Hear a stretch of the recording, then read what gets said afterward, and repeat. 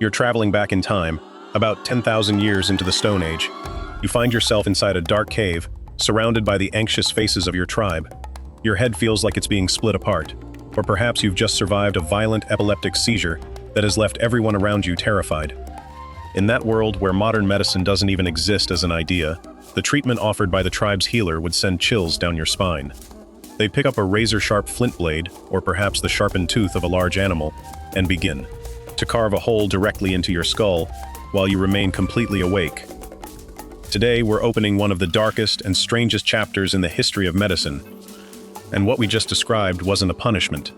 It wasn't torture. And it certainly wasn't a ritual sacrifice. It was trepanation, the oldest known surgical procedure ever performed by human beings. Archaeologists were astonished when they uncovered thousands of skulls bearing these mysterious holes across nearly every corner of the world. That discovery revealed something remarkable. Trepanation wasn't an isolated custom practiced by one forgotten tribe. It was, in many ways, a prehistoric medical phenomenon shared across continents. In Peru alone, scientists have excavated entire cemeteries containing hundreds of trepan skulls. In France, similar evidence has been dated to more than 7,000 years ago. But here's the truly astonishing part. When researchers examined many of these skulls under the microscope, they noticed that the bone around the openings had begun to heal. New bone had grown smoothly around the edges. Why is that so important? Because it means the patients survived. Not only did they endure the unimaginable pain of having their skulls drilled open without anesthesia, they lived for months, sometimes even years, after the operation. In some regions of ancient Peru, researchers estimate survival rates may have reached 80%, an astonishing figure, even when compared with many surgical procedures performed during the Middle Ages thousands of years later. So why were they drilling holes into people's heads? The real answer is still one of archaeology's greatest debates. Today, two leading theories compete to explain it. The first is spiritual. Ancient people believed that severe headaches, mental illness, or epilepsy were caused by evil spirits trapped inside the skull. Creating an opening allowed those spirits to escape, freeing the patient from whatever supernatural force possessed them. The second theory is surprisingly medical. Our ancestors may have noticed a simple physical reality. After a devastating blow during hunting or combat, blood could collect inside the skull, creating dangerous pressure on the brain. By opening a hole in the skull, they may have unknowingly relieved that pressure, draining trapped blood and giving the injured person a chance to survive.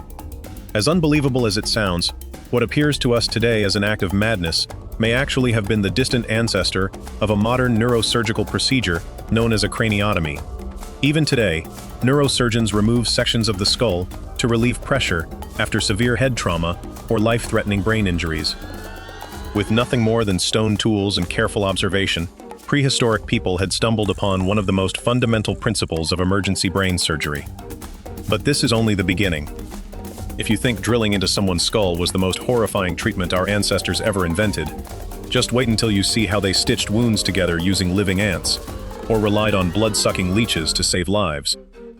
Thousands of years ago, something as small as a scratch from a tree branch or a cut from a stone blade could become a death sentence. Without antibiotics, even a tiny wound could develop into a deadly bloodstream infection. People had no microscopes. They had never seen a bacterium. Yet somehow, our ancestors discovered remedies capable of destroying harmful microbes with astonishing effectiveness. The first was perhaps nature's greatest medicine: honey. Across ancient Egypt, Mesopotamia, and Greece, honey became one of the most trusted treatments for wounds. In fact, ancient Egyptian medical papyri mention honey in more than 500 different remedies.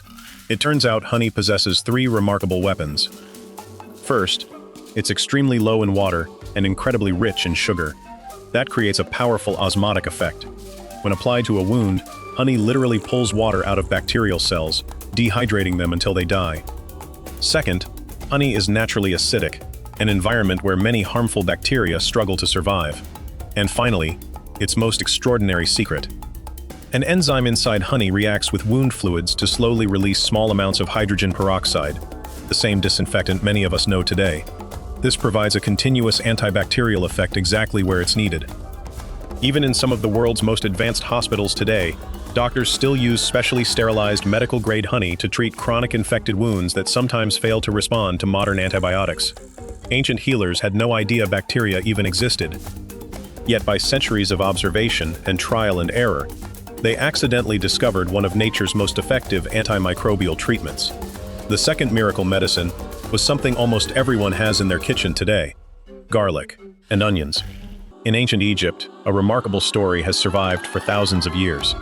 The workers who built the Great Pyramids once went on strike, not because they demanded more pay, not because the work was too dangerous, but because they were no longer receiving enough garlic in their daily food rations. To them, garlic wasn't simply a seasoning. It was essential medicine. Modern science has revealed why. Garlic contains a powerful compound called allicin, a natural substance with impressive antibacterial and antifungal properties. In laboratory studies, allicin has been shown to inhibit a wide range of harmful microorganisms, sometimes rivaling the effectiveness of mild antibiotics. Imagine working on one of history's greatest construction projects. Tens of thousands of laborers lived shoulder to shoulder. The heat was relentless. Sanitation was poor. Infections could spread rapidly through the crowded camps. In that harsh environment, garlic may have served as a natural shield, helping protect countless workers from contagious diseases long before anyone understood what caused them. The third remedy was even more surprising: mold and copper. At first glance, placing moldy bread on an open wound sounds like a terrible idea. Yet several ancient civilizations did exactly that. Without realizing it, they may have been using the world's earliest form of antibiotic therapy. Certain species of mold naturally produce chemicals that kill nearby bacteria, allowing the fungi to compete for food and space. Thousands of years later, scientists would isolate one of those compounds and name it penicillin. Of course, not every type of mold is beneficial. Many are dangerous. But through generations of observation, ancient healers noticed something remarkable. Some wounds covered with moldy bread seemed to heal faster than others. They didn't understand why. They simply remembered what appeared to work. In many ways, this became humanity's first step toward the age of antibiotics. Then there was copper. The ancient Egyptians and Romans frequently cleaned wounds using copper plates or water stored inside copper vessels. To them, it was simply another traditional remedy. Today, science can explain exactly why it worked. Copper releases ions that penetrate bacterial cell membranes, destroying the microorganisms from within. This phenomenon is known as the oligodynamic effect. Thousands of years after ancient healers first relied on copper, modern hospitals continue to use copper-coated surfaces, bed rails, and medical equipment to reduce bacterial contamination and help prevent the spread of dangerous infections. Once again, our ancestors arrived at the right answer, long before they understood the science behind it. Not every ancient treatment, however, relied on plants or minerals. Some depended on living creatures. Perhaps none was stranger, or more misunderstood, than the medical leech. The Egyptians, the Greeks, and later the Romans, all believed that disease was caused by an imbalance within the body. According to their medical theories, too much bad blood was often the source of illness. Their solution? Allow a tiny blood-sucking creature to remove it. For centuries, leeches became one of the most common medical tools in the ancient world. The theory behind the treatment eventually proved to be completely wrong, but the treatment itself turned out to contain an unexpected scientific truth. When a leech bites, it releases a remarkable substance in its saliva called hirudin. Hirudin is one of the most powerful natural anticoagulants ever discovered. It prevents blood from clotting, allowing blood to continue flowing freely through even the smallest vessels. Now imagine a modern microsurgery. A surgeon has successfully reattached a severed finger. Connecting the bones is only part of the challenge. The real difficulty lies in keeping those tiny blood vessels open. If blood begins to clot, the tissue quickly dies. And surprisingly, this is exactly where medical leeches still play an important role today. In reconstructive and microsurgical procedures around the world, specially raised medicinal leeches are used to remove pooled blood, improve circulation, and prevent tissue death, while new veins gradually recover. What ancient physicians discovered through instinct, modern medicine now confirms with scientific evidence. But perhaps no treatment demonstrated the desperate struggle between life and death more vividly than fire itself. Fire became medicine through a procedure known as cauterization. On the battlefields of the ancient world and throughout the Middle Ages, a soldier who lost a limb or suffered a deep wound that refused to stop bleeding faced almost certain death. If blood loss didn't kill them, infection soon would. In those desperate moments, physicians turned to the only tool powerful enough to fight both: fire. They heated an iron rod until it glowed bright orange, or poured boiling oil directly into the open wound. The pain was beyond imagination. Many patients lost consciousness almost instantly, But the extreme heat accomplished two critical things at once. It sealed ruptured blood vessels, stopping the bleeding, and it destroyed bacteria before they could invade the wound. For countless wounded soldiers, unbearable agony became the price of survival.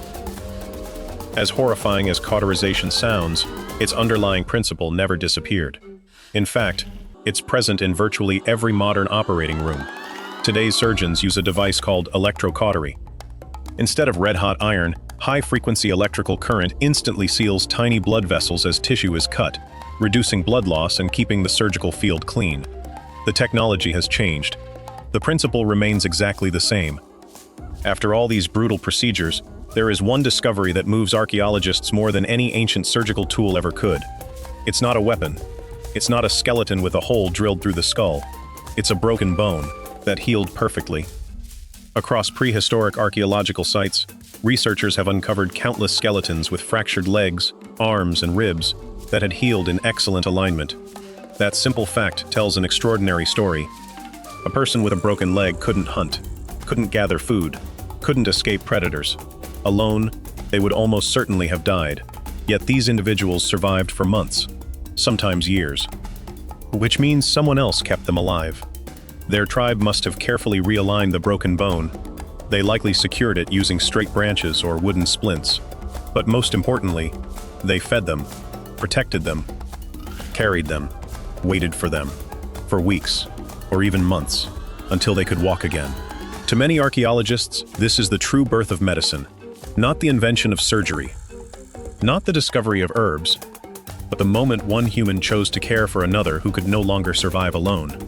Compassion became humanity's first medicine. When we look back today, it's easy to see these ancient treatments as primitive, even horrifying.